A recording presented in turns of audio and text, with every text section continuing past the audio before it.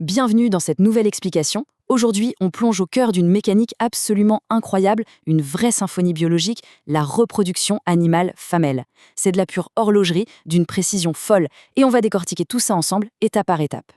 Au programme de notre exploration, 1. On va d'abord s'intéresser aux signes de l'œstrus. 2. On ira regarder l'ovaire avant l'ovulation. 3. On décryptera le mécanisme même de l'ovulation. 4. On suivra le destin de ce qu'on appelle le corps jaune.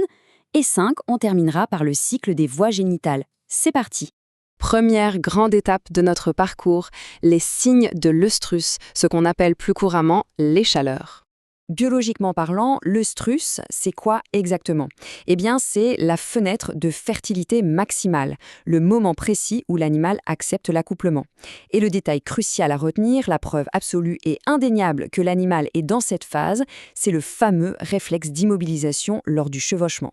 C'est le signal indiscutable. Et ce qui est particulièrement fascinant, c'est la diversité monumentale de cette fenêtre d'une espèce à l'autre. C'est le grand écart. D'un côté, on a la vache laitière, avec un timing ultra serré de seulement 6 à 18 heures, et de l'autre, la jument, qui s'engage dans un vrai marathon pouvant s'étirer jusqu'à 15 jours. C'est quand même dingue de voir une telle différence de tempo. Du coup, repérer cette fenêtre super courte chez la vache, c'est un véritable travail de détective sur le terrain. Faut vraiment avoir l'œil pour traquer les indices secondaires. Ça peut être un mutus très spécifique, hyper transparent, qu'on appelle l'eau de roche, un œdème, une soudaine agitation ou même une chute brutale de la production de lait. Rien n'est laissé au hasard. Et c'est bien ça qui rend le suivi tellement complexe. La période entre deux chaleurs, l'interœstrus, varie énormément d'un individu à l'autre, ce qui rend les prévisions un peu hasardeuses. Mais le vrai casse-tête, c'est l'onostrus, une phase de silence radio complet, sans absolument aucun signe extérieur pour nous guider. Vu qu'à l'extérieur, c'est souvent subtil, allons voir le centre de contrôle à l'intérieur. Deuxième point, l'ovaire avant l'ovulation. Il faut imaginer cette phase de folliculogénèse comme une course de fond absolument frénétique. À partir de la puberté, tout un stock de follicules est mobilisé. Et chaque jour, en continu, de nouveaux concurrents entrent en phase de croissance, passant des stades primaires à secondaires, puis tertiaires, tout ça dans un seul but, devenir l'ultime gagnant, le fameux follicule de Graaff. Mais attention, la nature opère une sélection complètement impitoyable. C'est ce qu'on appelle l'atrésie folliculaire. En gros, l'immense majorité des concurrents va tout simplement régresser et disparaître complètement dans les tissus de l'ovaire. Seule une infime poignée d'élus arrivera à franchir la ligne d'arrivée. Ce qui nous amène à notre troisième étape, l'événement le plus spectaculaire, le mécanisme de l'ovulation. Pour que cette libération soit possible, il faut un sabotage chimique d'une précision chirurgicale. C'est là qu'intervient une enzyme bien spécifique, la catepsine. Son rôle est de venir fragiliser de l'intérieur l'armure du follicule. Sans cette enzyme clé, le follicule resterait blindé et l'ovulation serait physiquement impossible. Une fois l'armure fragilisée, c'est un véritable exploit physique qui prend le relais. Une petite zone sans vaisseau sanguin apparaît tout au sommet de l'ovaire. Le follicule se déchire physiquement, et là, une contraction ultra puissante va littéralement catapulter l'ovocyte pour qu'il soit attrapé au vol par les franges de l'oviducte. C'est une mécanique impressionnante. L'ovocyte est parti, très bien. Mais que devient la structure qui reste? Quatrième point, le destin du corps jaune.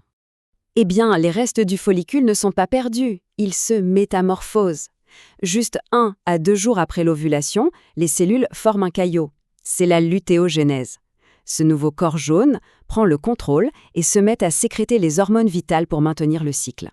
Mais attention, s'il n'y a pas eu de fécondation, l'ordre d'autodestruction est donné. C'est la lutéolyse et le corps jaune disparaît. Un fait vraiment marquant quand on observe ces données, c'est de voir à quel point cette phase lutéale du corps jaune domine l'ensemble du cycle. Que l'on prenne la vache, la brebis ou la truie, la croissance du follicule ne dure que quelques petits jours. Tout le reste du temps, c'est le corps jaune qui monopolise complètement l'horloge biologique. Enfin, 5e et dernière étape pour bien comprendre le tableau d'ensemble, le cycle des voies génitales, ou comment le terrain se prépare. L'utérus, c'est un peu comme d'un chantier de construction permanent.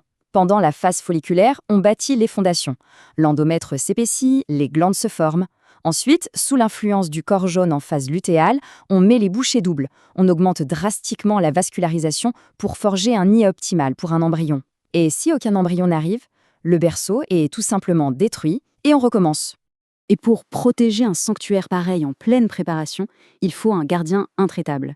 C'est le rôle du col de l'utérus, avec sa fameuse glaire cervicale. Loin d'être un simple liquide, c'est un véritable barrage de haute sécurité. C'est tissé d'un réseau très dense de protéines filamenteuses qui obstruent l'accès pour protéger l'utérus de la moindre menace extérieure. Quand on prend un peu de recul, l'ensemble donne le vertige. On parle de fenêtres de tir qui durent parfois à peine quelques heures, d'équilibres hormonaux hyper précaires, de destruction cellulaire massive. Face à une mécanique qui semble parfois ne tenir qu'un fil, la perfection avec laquelle la nature arrive constamment à garantir la pérennité de la vie reste l'un des mystères les plus prodigieux. De quoi donner sérieusement envie de continuer à creuser les merveilles de la biologie, non ?